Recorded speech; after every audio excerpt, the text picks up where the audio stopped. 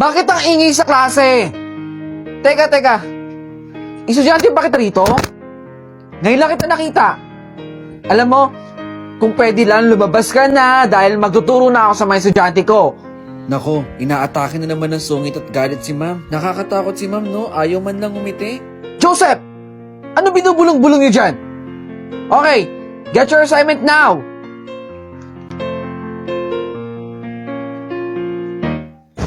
Oh, huy! Bakit nandito ka pa sa faculty? Wala na mga estudyante rito, nagsiuwian na. Bata, hindi ako nakikipagbiruan. Grabe naman po, ang sungit ninyo. Sayang po yung ganda ninyo. Kung may problema po kayo, alam ko po na malalagpasan po ninyo yan. Anong alam mo sa problema ko? Anong alam mo sa akin? Hindi mo ako kilala. Wala kang alam sa pinagdadaanan ko. Grabe naman. Ang sungit ni ma'am. Ay, grabe. Ang dami ko na nga problema. Sumabay pa yung traffic. Hi, ma'am! Ikaw na naman. Opo, ako po ulit. Tigilan mo ako ba? Hindi ako nakipag... Uy, teka lang ma'am, sandali. Mag-joke lang naman ako eh. Ano to?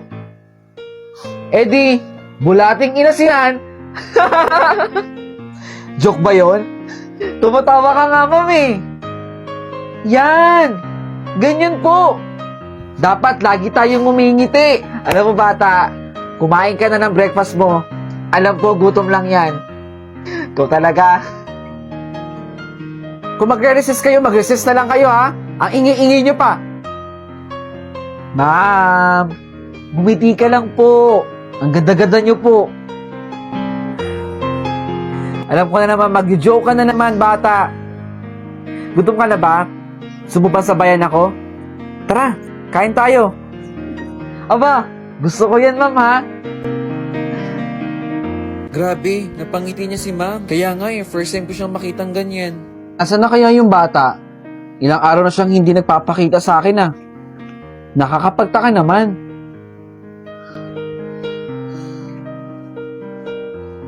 Nice. Tapos na ang mission mo. Napangiti at napatawa mo na ang teacher na laging galit. Yes! Binabati kita. Salamat po. Bye-bye, ma'am.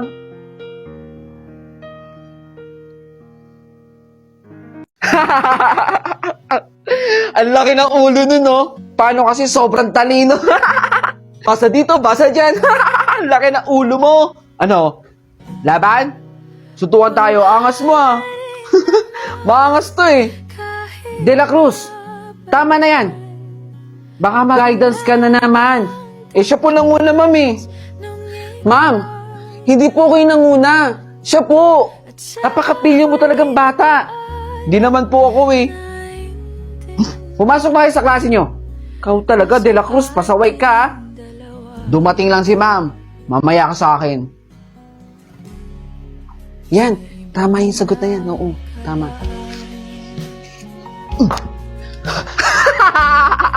De La Cruz! Tatanga-tanga kasi. Sobra ka na, ha? Andiyan na si ma'am. Okay, to sum up our lesson for today, ma'am, De La Cruz, time na po. Uwian na. Uwian na, di ba? Uwian na, di ba? Di ba? Please sit down. De La Cruz, wala na ba talaga natitirang kahit anong respeto sa'yo? Nagsasalita pa ang teacher niyo dito sa harapan, tapos kayo, ganyan ang mga asal ninyo? Lalo ka na, De La Cruz. Papuntahin mo magulang mo dito bukas, ha? Gusto ko silang makausap. Sorry po, ma'am. Sige, don't forget your assignment class. Cruz. De La Cruz. Ma'am, absent po si De La Cruz. Absent na naman. Ilang araw na absent si De La Cruz, ha? Ano nangyari doon? Saan kaya dito yung bahay ni De La Cruz? Grabe no, ano kaya nangyari dun sa bata? Ang saya-saya niya lang kanina, oh. Excuse me po. Saan po ba dito yung bahay ni De La Cruz? Ay, ayun po, yung may mga madaming tao po. Wala na po kasi yung bata eh. Binawian na po ng buhay. Grabe lang po ang naranasan ng batang yan. Tama na po, Tito. Tama na po, di ko na po ulitin. Maawa na po kayo, Tito. Opo, di ko na po ulitin.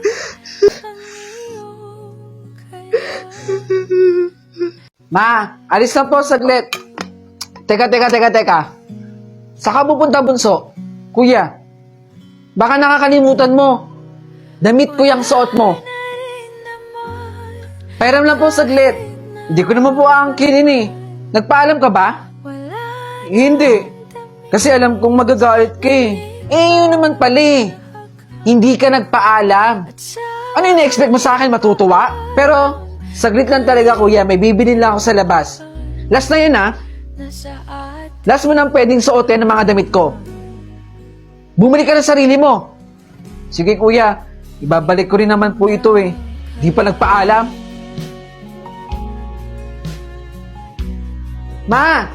Tignan mo tong sapatos na binili ko. Oh, mabuti naman at dumating ka na. Kuya? Doon, Bunso. May hugasan doon. Pwede pakihugas muna saglit? Aalis kasi si Kuya eh. Asa ba si Mama? Si Mama umalis ng saglit. May pinuntahan. Kaya kung pwede lang, nakikiusap ako, hugasan mo muna yung plato doon. Oh, sige. Ako nang bahala doon sa hugasan. Sige, ayusin ko muna yung bag ko. Nasaan na ba yun? Nandito lang yun eh. Nasaan na yung wallet ko? Naku, pambili ko yun eh. Ano ba yan? Si Bunso. Teka nga. Wow! Ang ganda ng sapatos ko. Bunso, umamin ka nga. Kuya, kinuha mo ba yung wallet ko dito sa bag ko? Wala po akong kinukuhang wallet sa bag ninyo. Hindi ko nga po alam kung saan nakalagay yung bag ninyo eh. Paano ka nakabili ng mga damit mo? Ng mga gamit mo? Kuya, iniipon ko po yung mga natitira sa baon ko. Baon? Di ba nga sa'yo na nang galing, nauubos ang baon mo. Walang natitira sa'yo. Eh paano ka nakabili ng bagong gamit? Hindi ko po alam yung sinasabi ninyo. Wala naman po talaga akong kinukuha sa bag ninyo eh. Oras lang na malaman ko na kinuha mo yung wallet ko dito sa bag ko, mananagot ka sa akin, Bunso. Tandaan mo tong sinabi ko. Dami-dami pwedeng hingian. Kinuha pa yung wallet ko. Ayaw pa kasi umamin ni Bunso eh. Siya naman talaga yung kumuha eh. Teka, bakit napunta dyan yung wallet ko? Kumpleto naman yung pera. Nasaan na ba yung earphone ko?